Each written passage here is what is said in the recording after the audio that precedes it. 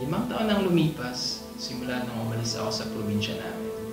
May 2019, nag-decide ako makipagsapalaran dito sa syudad upang maghanap ng trabaho.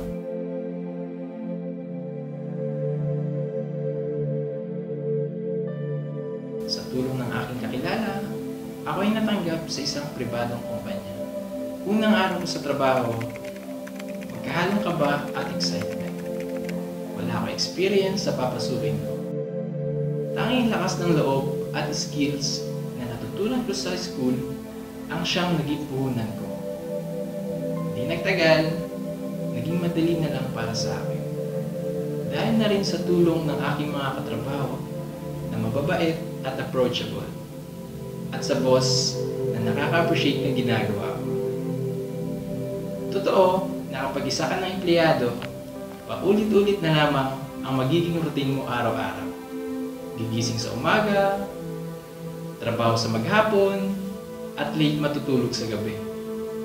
Gayunpaman, eto ako. Nandito para sa trabahong pinasok ko. 5 taon na. Ako si Renz. Sana nagustuhan niyo itong maikling kwento ng buhay ko.